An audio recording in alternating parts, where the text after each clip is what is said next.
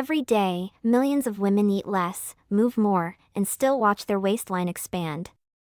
Not from laziness. Not from doing it wrong. Something invisible is working against them from inside their own body. That something is cortisol. And most women spend years fighting belly fat without ever knowing cortisol is the reason it won't budge. What nobody explains clearly enough is that cortisol belly fat doesn't look or behave like regular fat. It has a specific pattern, specific symptoms, and a specific internal mechanism that makes it nearly impossible to lose through diet and exercise alone until the root cause is addressed. If you want women's health and nutrition explained plainly, with no filler, subscribe and tap like. Let's start with something that matters. Cortisol is not your enemy. It's a hormone produced by your adrenal glands, two small glands sitting just above your kidneys. In the right amounts, cortisol keeps you functioning. It wakes you up in the morning, fuels your brain under pressure, manages inflammation, and helps your body respond to real physical threats. The problem isn't cortisol. The problem is what happens when your body pumps out too much of it for too long. And in women today, that situation is far more common than most people realize. Chronic stress, from work, relationships, money pressure, poor sleep, even overexercising, keeps your adrenal glands in a permanent low-level state of alarm. Your body can't tell the difference between sprinting away from danger and sitting in traffic replaying an argument from 3 days ago. The hormonal response is identical. Cortisol floods your system. And when that flood never properly recedes, your entire hormonal picture starts shifting in ways that become visible, once you know what you're looking at. There are 7 signs that cortisol is behind your belly fat. Most women have at least 4 of them and never connect them to the same source.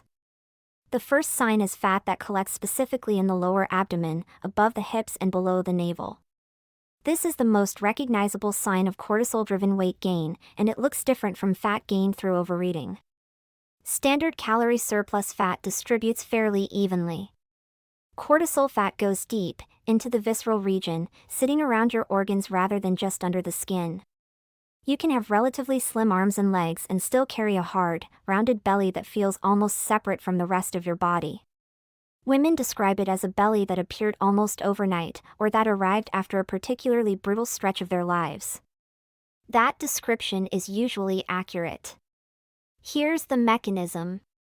Elevated cortisol signals your body to store energy as fat in the abdominal area specifically. From a survival standpoint, your body is stocking fuel reserves near your vital organs in preparation for prolonged threat. Abdominal fat cells also carry more cortisol receptors than fat cells elsewhere, making them more responsive to the hormone storage signal. The more cortisol you produce, the more aggressively your body pushes fat into this specific location. What makes it worse is that visceral fat isn't passive storage. It's metabolically active tissue that generates its own inflammatory compounds and feeds further hormonal disruption. The fat amplifies the problem that created it. The second sign is persistent sugar and salt cravings, particularly in the afternoon and late at night. This has nothing to do with willpower. Cortisol directly disrupts blood sugar regulation. When cortisol is elevated, it signals your liver to release stored glucose to fuel your body for the perceived threat. Blood sugar spikes. Then, because there's no actual emergency requiring that glucose, insulin rises to manage it and blood sugar crashes. That crash triggers intense cravings for fast energy, which the brain reads as sugar, refined carbohydrates, and salty snacks. Women with chronically elevated cortisol often eat well through the day and then lose control of food choices in the evening. Not a character flaw. A hormonal signal that has overpowered conscious decision-making. The brain is asking for fuel because cortisol has destabilized blood sugar, and the loudest request it can make is a craving. The salt cravings have a separate mechanism. Cortisol disrupts aldosterone, the hormone that regulates sodium and water balance. When cortisol dysregulation throws aldosterone off, your body starts losing sodium through the kidneys, and your brain responds by asking for it. The third sign is sleep that never feels restorative. You might fall asleep fine, but wake at 2 or 3 in the morning with your mind going, or sleep a full 8 hours and still feel exhausted. Women with elevated cortisol describe this pattern consistently. Cortisol follows a natural daily rhythm. Highest in the early morning to wake you, lowest at night to allow deep sleep. When chronic stress breaks that rhythm, cortisol levels that should be falling at night stay elevated or spike at the wrong time. Your brain holds a low-level state of alertness through the night, cycling through lighter sleep more often and reaching deep restorative sleep rarely or not at all. The compounding effect here is significant. Poor sleep raises cortisol the following day, which disrupts the next night's sleep, which raises cortisol further. Women stuck in this loop often feel permanently depleted regardless of hours in bed. Disrupted sleep also accelerates abdominal fat storage because it raises hunger hormones while reducing the hormones that signal fullness. The fourth sign is brain fog, poor concentration, and a sense that memory isn't as sharp as it once was. Short bursts of cortisol actually sharpen mental focus. But chronic elevation shrinks and suppresses activity in the hippocampus, the brain region responsible for memory consolidation and clear thinking. Women describe this as thinking through static, losing words mid-sentence, or struggling to hold a train of thought the way they used to. This gets blamed on aging, perimenopause, or not sleeping enough. Those things can contribute, but in many cases the cortisol is the primary driver. The brain fog and the belly fat are coming from the same place. The fifth sign is fatigue that hits hardest in the morning and mid-afternoon, then flips into a wired, alert feeling at night. This is a reversed cortisol curve and one of the clearest signs of HPA axis dysregulation, meaning the communication loop between your brain and adrenal glands is misfiring. Normally your adrenal glands get a signal in the early morning hours that triggers a cortisol surge to wake and energize you. That surge tapers through the afternoon and evening, leaving you naturally ready for sleep. When the HPA axis is dysregulated, the morning surge is blunted, so you wake flat and unrefreshed, and cortisol climbs at night when it should be declining, leaving you lying awake with a racing mind while your body is physically exhausted. Women in this pattern reach for caffeine to get through the morning and feel inexplicably alert at 10 or 11 at night. The cycle cuts into sleep further and the dysregulation gets worse. The sixth sign is a menstrual cycle that has become irregular, heavier, more painful, or has started skipping. Cortisol and the female sex hormones, estrogen and progesterone, compete for the same biochemical resources. When the body runs high cortisol continuously, it prioritizes stress hormone production over reproductive hormone production.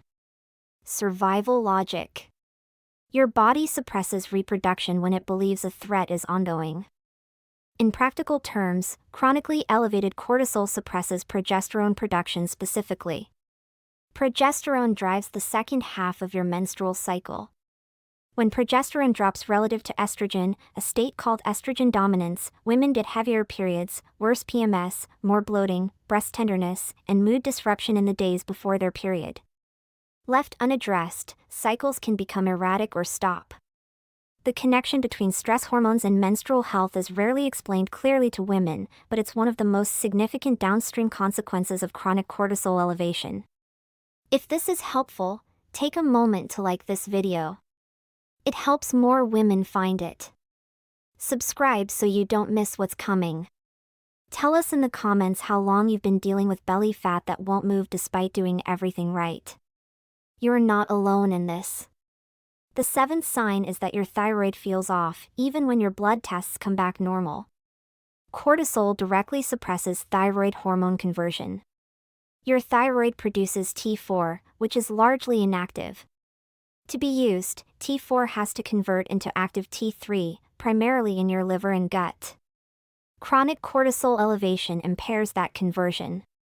Your body can be producing adequate T4, which is what standard TSH tests reflect indirectly, while still having insufficient active T3 at the cellular level. The result is fatigue, difficulty losing weight, feeling cold when others are comfortable, slow digestion, and hair thinning, all classic signs of underactive thyroid function, even when the standard test says everything is normal. Women are told their thyroid is fine when their cortisol load is quietly blocking the thyroid from actually working. Now let's get into what's actually driving elevated cortisol in women, because this is where the biggest misunderstandings sit. The most common assumption is that cortisol problems come from emotional stress. That if you're not feeling anxious or overwhelmed, cortisol must be fine. That's not how it works. Your body registers stress from multiple sources at once, and many of them are physical, not emotional. Undereating is one of the most significant cortisol drivers in women. When calorie intake drops too low, particularly carbohydrate intake, the body reads that shortage as a survival threat and raises cortisol to mobilize stored energy. Women who are chronically dieting, skipping meals, or running very low-calorie approaches are often sustaining elevated cortisol through the restriction itself. The harder they diet, the higher the cortisol. The higher the cortisol, the more the body holds onto abdominal fat. The fat stays despite the restriction and the whole thing becomes self-defeating. Overexercise is the second physical stressor most often overlooked. Exercise is a cortisol stimulus. Short, appropriate sessions followed by real recovery raise cortisol acutely and let it fall, which over time trains the adrenal response to be more efficient. But excessive exercise, particularly long daily cardio in women who are already stressed and undersleeping, keeps cortisol chronically high. Women who keep adding cardio to try to shift abdominal fat and find it makes no difference, or makes things worse, are usually stuck in exactly this pattern. Blood sugar instability is the third driver, and it connects directly back to the cravings already described. Every significant blood sugar crash triggers a cortisol response because cortisol is one of the hormones the body uses to raise blood glucose in an emergency. Eating patterns that produce repeated spikes and crashes throughout the day cause the adrenal glands to fire cortisol repeatedly in response to each crash. Across a full day, that adds up to a substantial cortisol load that has nothing to do with how stressed you feel emotionally. Poor gut health is the fourth driver and the least discussed. Much of cortisol's effect on the body runs through the gut-brain axis. When the gut lining is inflamed or its bacterial balance is off, inflammatory signals travel from the gut to the brain and activate the stress response system. Women with chronic digestive issues, bloating, or known gut problems often carry elevated cortisol as a downstream result even when their life circumstances seem manageable. Now, the practical part. What do you actually do if you recognize yourself in those 7 signs? Start with the right testing. A standard cortisol blood test taken at a single point in time gives very limited information because cortisol shifts significantly across the day. A 4-point salivary cortisol test, sometimes called an adrenal stress profile, measures cortisol at 4 specific times, morning, midday, afternoon, and evening, and maps your cortisol curve against the normal rhythm. This shows whether cortisol is too high or too low at specific points, whether your morning curve is blunted, your evening level elevated, or your output flat across the whole day. Ask your healthcare provider whether a diurnal salivary cortisol test makes sense for your situation.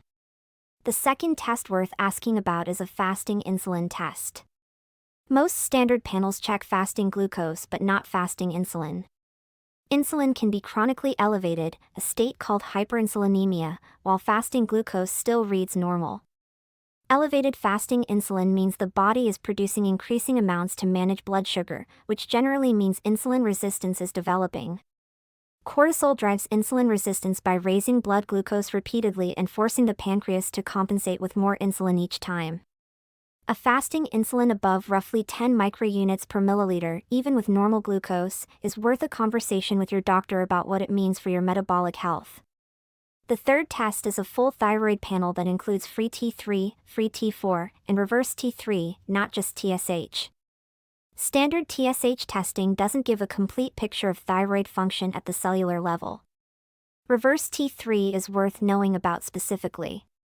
When cortisol is chronically elevated, the body can convert T4 into reverse T3 rather than active T3. Reverse T3 acts as a brake on metabolism. It sits in the same receptor sites as active T3 but does nothing, effectively blocking the thyroid from functioning.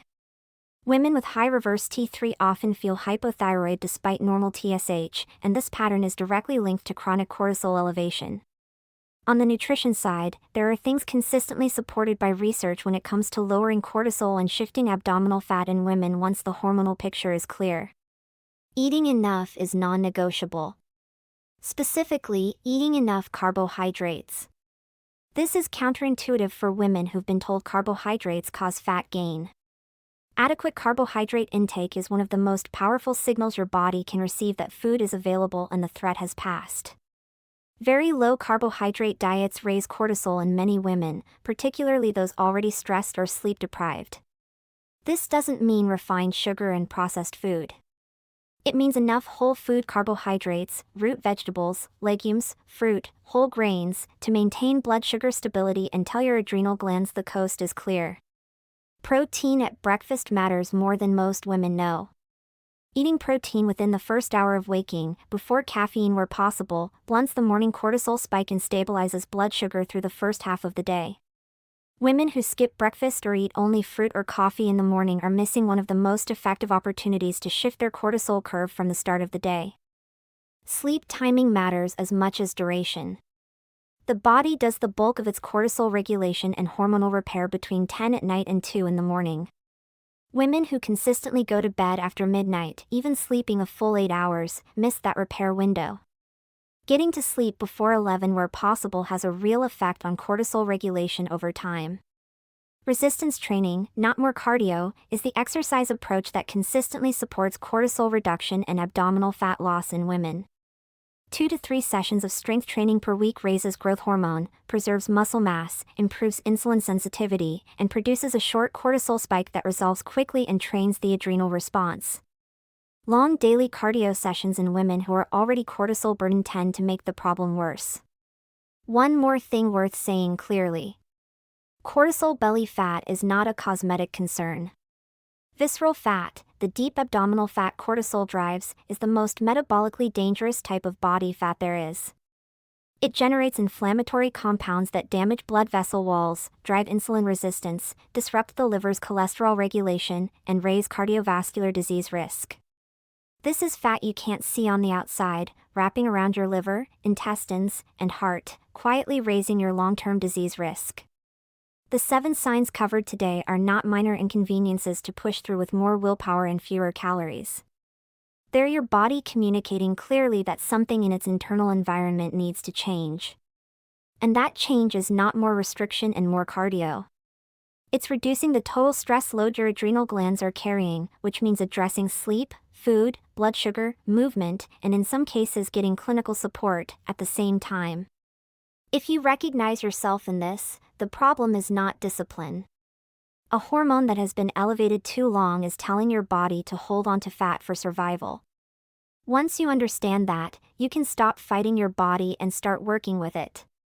Everything here is for educational purposes and to help you have better conversations with your healthcare provider. Your situation is individual. A doctor or practitioner who understands women's hormonal health should be part of your plan, particularly around testing and any supplementation or medication decisions. If this gave you clarity on something you've been struggling to understand, subscribe and leave a like. Share it with a woman in your life who needs to hear it. And drop in the comments which of those 7 signs hit closest to home. Your comment might be exactly what someone else needed to see.